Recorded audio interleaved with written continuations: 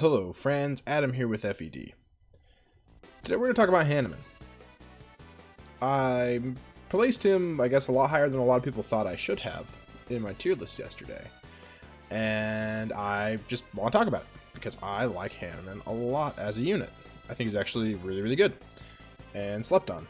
You know, of course he's not going to be as good as someone like your Catherines, your Shamirs, as far as like church units goes, but he's really solid. He's really solid, and I want to talk about it. So first we'll just do kind of an overview of everything that's like good about Hanneman, or not good, just like kind of who he is, what his stats are, what his abilities are, and stuff like that. And then I'm going to talk about why all of that works together to make him a really unique and interesting unit. I'm really sorry if you hear a little bit of like baby noises in the background. Currently, small FED dude is sleeping, and I hope he stays asleep for at least the next like 10 minutes so I can talk here. But if he doesn't, might hear a little bit of whining. And if it gets too bad, of course, I'll go grab him because I'm a good dad, but you know. Alright. So, Hanneman. He has the Minor Crest of Indec, which is the same one that Bernadetta has, allows him to double attack when it activates. Like a Brave effect almost. Or it's kind of like Adept from the older games that had that skill. Which, if you know what you cares or knows. So yeah, that's kind of fun. Not very impactful for him, especially because he doesn't use weapons very often. Unless you're going for like a magic bow Hanneman kind of build, people will do that. I think it's kind of fun, but yeah. The earliest you can recruit him, he'll be level 15 with the following stats: 32 HP, 20 magic, 17 res. Those are his like standouts. Everything else is whatever. Like strength is only 10. 13 dex is like good enough. His speed and defense are just abysmal, and on maddening, he's just gonna die if he gets attacked. And that's fine, because that's how most of your magic users are, especially at this point in the game. So, and you're probably gonna recruit him this early anyways. Level 15, that's just chapter 8. You have to have Byleth at level 15, or you have to have like a support with him in like 12 or something like that. But level 15 Byleth by chapter 8 isn't too much to ask. So this is probably the Hanneman you're gonna see. Pretty solid stats as far as magic and resistance go, and those are his most important stats, right? Go down to growth rates, which are probably the least important aspect about Hanneman, because they honestly aren't that good, but it doesn't hurt him that bad. Big standout, of course, 55 magic is pretty insane, and then when you put him in something like, you know, once he gets into Warlock or something, it'll be 65, which is nice. And, you know, of course, like Bishop or something, and I know some people really like to go Sniper, by the way.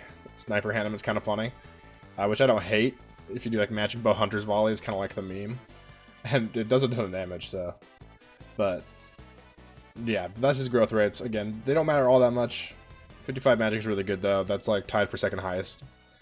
You have some units with 60, like Lysithia, but then, you know, just below that you have like Hubert, Hanneman, 55 area. So it's really, really good. His skill ranks, I do like them, aside from the E and Faith. He comes with C+ bows, which works with his fun combat arts that he has. Add B Reason at base, which is really, really good. I love that it comes with B Reason at base. And then if you want to go Dark Knight or something, you got D Riding at base as well, but that's less important than the magic here. His magic spell list is very interesting, I think. I don't know, maybe I'm wrong. But comes with Wind, Sagittae, and Thoron at base, because he will be B rank. Thoron, awesome. Love Thoron.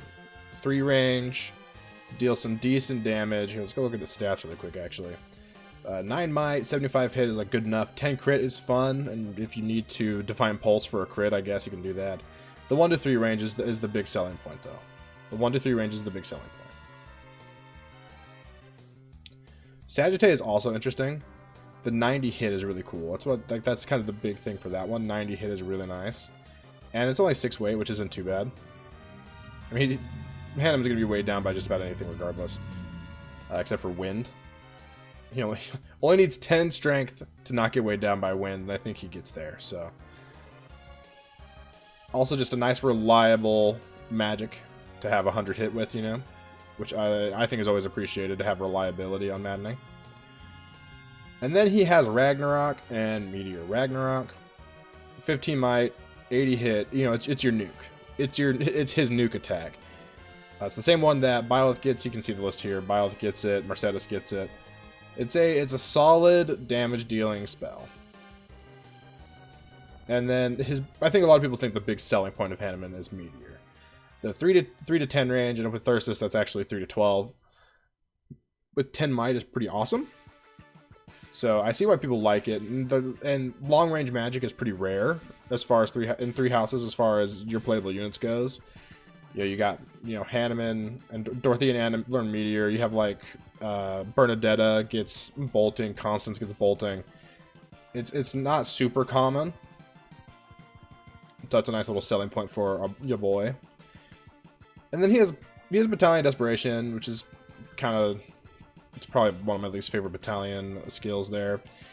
Schism Shot, which lowers the enemy's res by 5 when they're hit.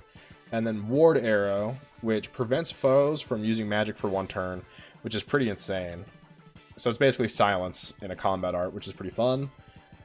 It takes it like to A bows to learn that, which is kind of annoying, but that's still pretty good. Okay, so all of this combines to make the Hanneman. Hann the man. I think Hanneman is really, really good and really slept on by many, many people. And the number one reason why is because of his base magic of 20 and Thoron and Thyrsus. Thyrsus, I know a lot of people like to do like set it and forget it kind of builds, but that's not the best way to use Thyrsus. Thyrsus, or even the Caduceus staff that you get from Flame's Paralog, are really at their best, those 2 staffs, when you're passing them around all over the place. And Hanneman is just one more person that comes in your party with no training whatsoever, ready to deal some decent magic chip damage from 5 spaces away. Which is really, really good. And I didn't even talk about his Faith magic list. I like Recover a lot. Recover slept on. Recover's just... A lot of healing spells in 3 houses don't heal very much. They don't heal enough for me to like really like them. You know, heal, physic, fortify. The long range and availability is great, but Recover is such a nice option to have on at least a few characters on the map, just to heal like people who are really hurt. So you don't have to spend multiple heals on one character or something like that. So Recover actually really slept on really good. And then Ward, you know, giving another unit like plus 7 res is cool and all, but I think its best application is just any turn that he isn't attacking something, he can use Ward when he has it to just get free experience. And that's a pretty sick thing, that he can gain experience without taking away from anyone else. Because that like, he's not even taking away healing experience from another healer. It's just Ward. He can literally use that no matter what. So, really awesome. Yeah, Hanneman slept on. He is a combat-ready unit. He is that fits perfectly into the mold of what you want a maddening chip damage dealer to be. Frontlining is really hard on maddening. It takes a lot of setup and building to get units to be reliable frontliners. But having a solid magic backline to trade Thyrsus around in can make a lot of maddening maps and situations a lot easier. And Hanneman is just a plug and play kind of guy for that. You don't even need to deploy him every map. You can literally just be like, oh, this map I could use another magic damage dealer guy. I'll deploy Hanneman, rather than worrying about having to train another one. So, don't sleep on Hanneman. I like him a lot. He's a really good unit. Anyways, thanks for watching, guys. Make sure to like this video if you enjoyed the content, and subscribe for more Fire Emblem discussions like this one. And of course, leave your comments. Do you guys like Hanneman? Do you think he is overrated, underrated, overhated, anything like that? And of course, go check out this website that I'm using right now, fe3h.com. I'll put the link in the description. fe3h.com is the #1 resource for Fire Emblem Three Houses content. As far as, and by content, I just mean like all the information, growth rates, anything about characters is here. Anything about the chapters, maps, combat arts, gambits, battalions, anything, tea time, everything. Anything you need to know is on this website, and super useful and super easy to use and very quick to get around. And I believe they're like kind of branching out into other games in the series, which is really cool. And they're calling their website like Triangle Attack now, which is kind of fun. But I'll put the link to this in the description. Definitely go check it out, because all this information being laid out is so great. Anyways, thanks for watching. Bye, friends.